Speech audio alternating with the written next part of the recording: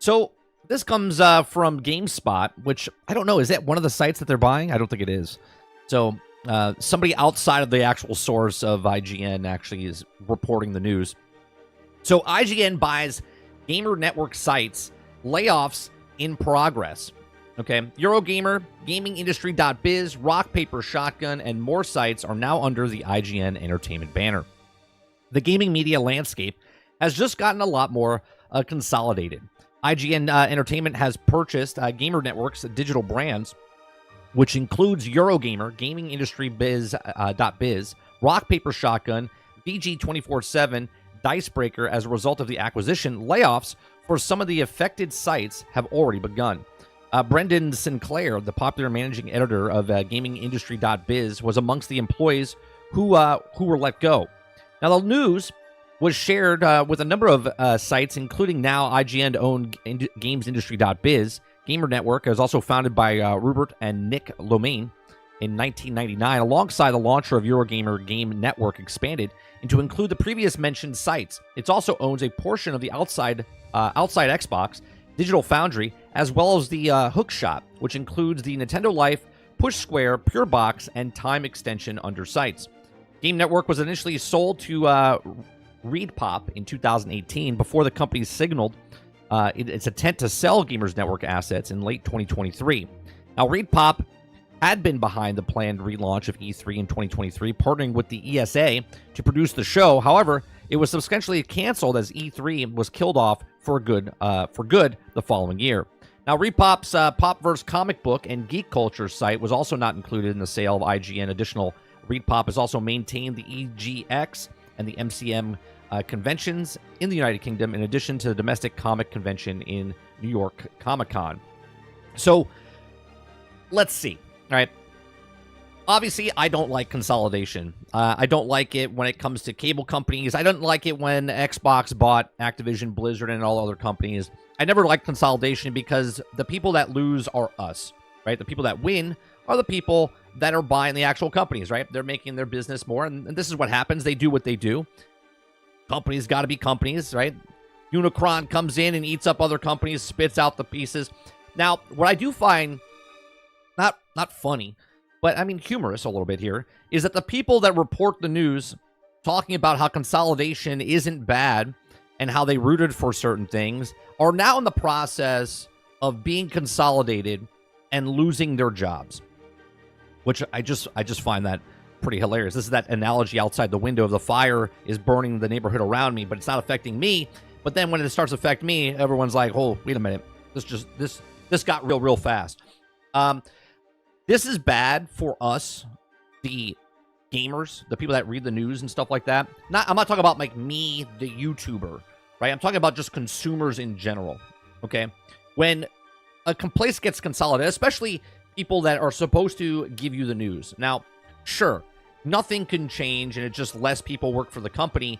But the problem with this is when a story is written now, it'll be similar across the board if it wasn't already. Okay, now that it's under one umbrella, they're very likely to be an independent opinion or an independent report. It'll be more of one person writes the story and everybody else publishes that story just so they can get more eyeballs. Okay, so for instance, let's say people, I mean, IGN is the biggest one out there, right?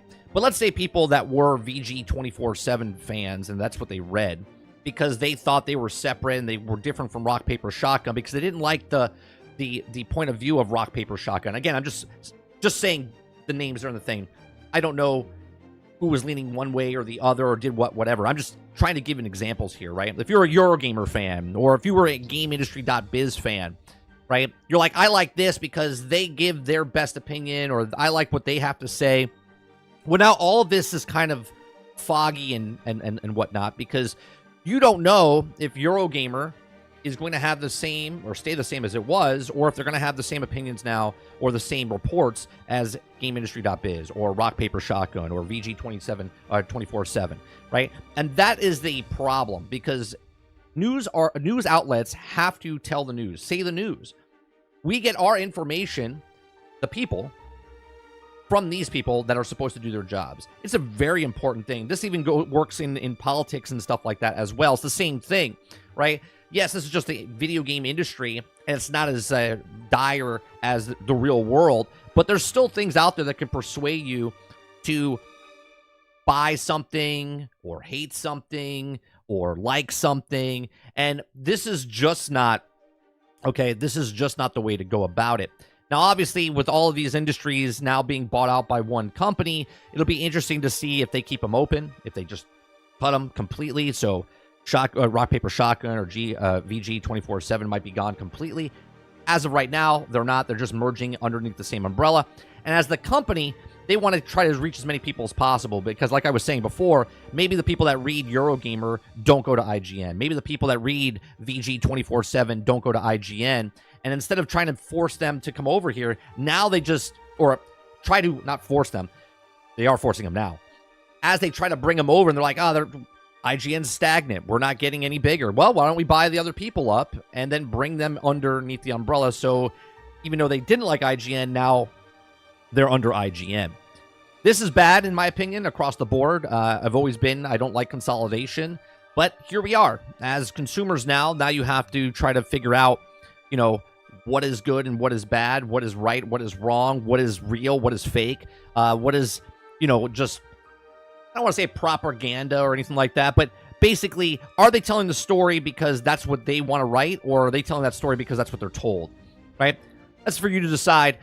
Do you ever see one of those news things where everyone says the exact same thing, right? Have you ever seen this? Headley. Sir.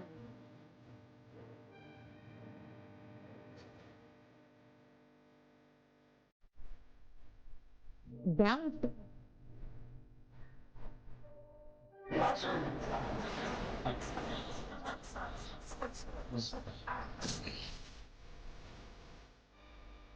Yeah.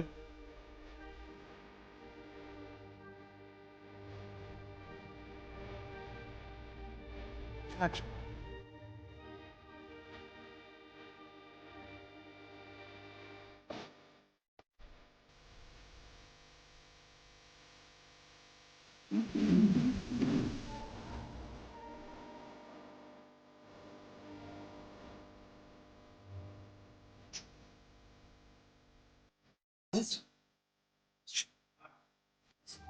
Hey, of course.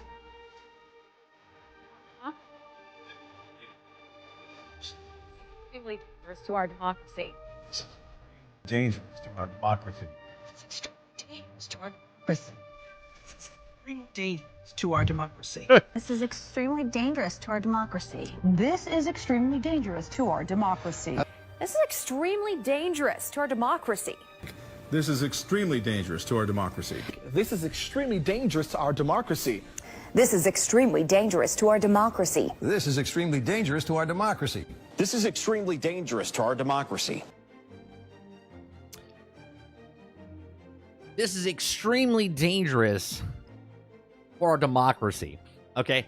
And obviously, this is video games and not the political landscape when you look at news stores, right? But that's exactly...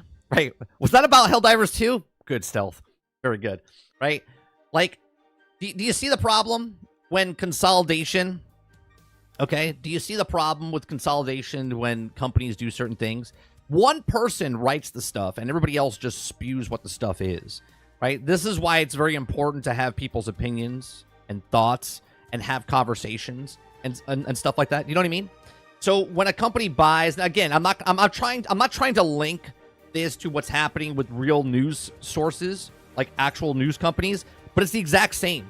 The exact same. When you are part, okay, when you're part of an organization writing news stories, right? Think how easy it is, okay? And this is not me saying there's an Xbox tax or anything like that. I'm just talking about just news in general, okay?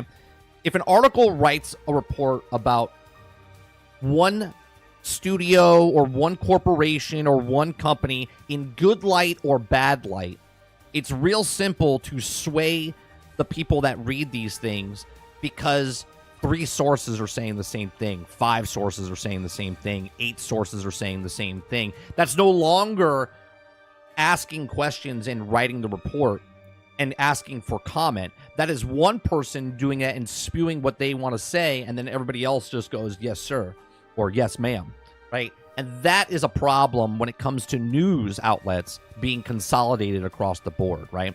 This is worse, in my opinion, than a company buying video games and then putting them under one source, because that just means you're getting shit product of those games. You don't have to buy those games, but you're not buying the news, right? This is like free news.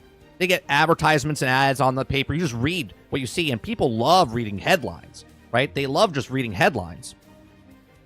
So we'll see what happens in the coming weeks of people losing their jobs, and see if the reporting keeps that same energy about when they were also reporting the news that people were losing their jobs in the video game industry as well because of consolidation. Okay, we'll see if it keeps the same.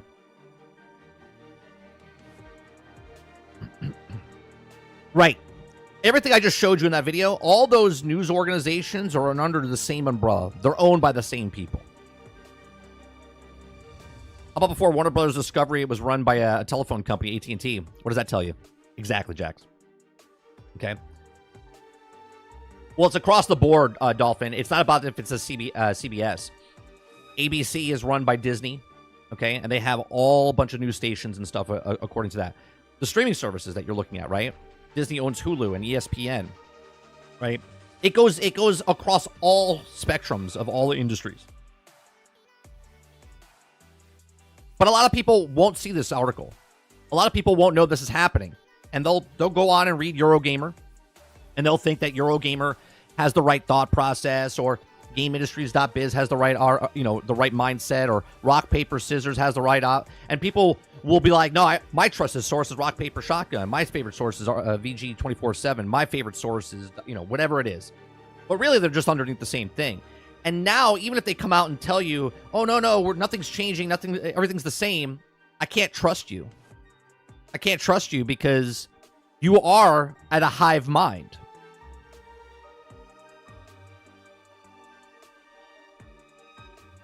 Quintar says, no wonder why they don't want you to be a critical thinker. Travis says, George Carlin said it best. It's all one big circle jerk, folks. Anyone who tells you otherwise is either lying or getting stroked themselves. Pretty good.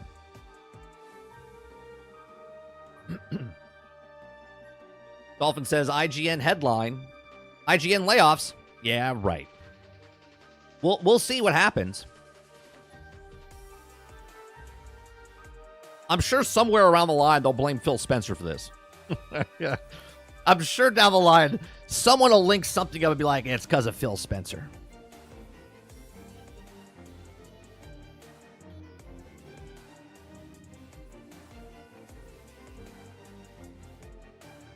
Now, conversation with you guys. Obviously, you guys know where I stand with IGN reviews. We stopped looking at reviews a couple weeks ago, a month ago or whatnot. We'll still read the articles on news reports and stuff like that. But I stopped reading reviews, okay? I just don't look at reviews, okay? I would rather listen to a YouTuber, okay, give a review, and listen to a couple different reviews, because at least I know I'm getting different viewpoints from a game. If someone likes it or hates it, right? What they both like, what they both hate, right? But with articles, you don't get that. It's the same across the board. Sarge says, until the consumer base in video games wakes up, stops giving them money instead of thinking of have to play it a new cool game right now, it will only get worse. Our money funds this. Well, you're talking about the gaming companies, Sarge. We're talking about the gaming industry of the people writing articles for games.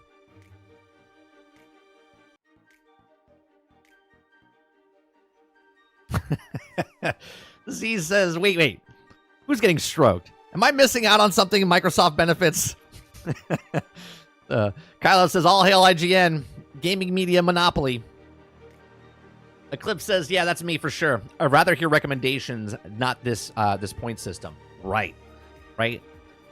Honestly, right? You guys know, right?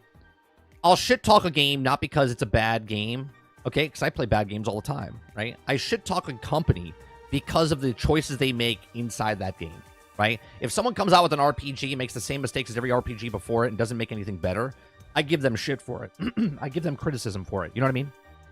I don't give like that game sucks. Even Skull and Bones. Skull and Bones, I told people not to buy, don't do this, don't do that. That wasn't because of I hated Skull and Bones. Okay? It's not about hating the game. It's about hating the corporations that do what they do to try to get the money from you, even though the game's coming out broke, buggy, and unfinished. Right? It's never been, for me, about hating on the developers or the game. It's always been, for me, trying to educate people about the corporations and what they're trying to get past you to get your hard-earned money. Dave Rose says, getting stroked, is that included in the Game Pass? Because so if so, that's a thing that get me to sign up. Travis says, we all know to play bad games, Mike. You're playing 76. I know people who claim a bad game at launch is always bad and can never be fixed. That's not true. A game can be fixed, right? Obviously, No Man's Sky, Battlefront 2042 over 18 months. My thing is, I don't mind playing your game. Just give me a game. Make a game, sell a game at launch. Diablo 4, okay, is now where it should have been at launch.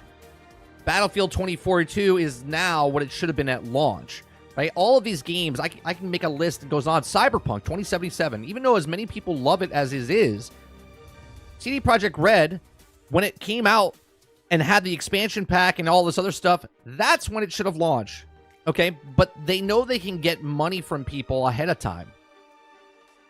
Sarge says, if you want this to stop, we have to let the market correct itself. Let it fail. Let the journalists fail. Let the industries fail. You think that there are people out there waiting to start? There's always people wanting to start. Right. People will rise up.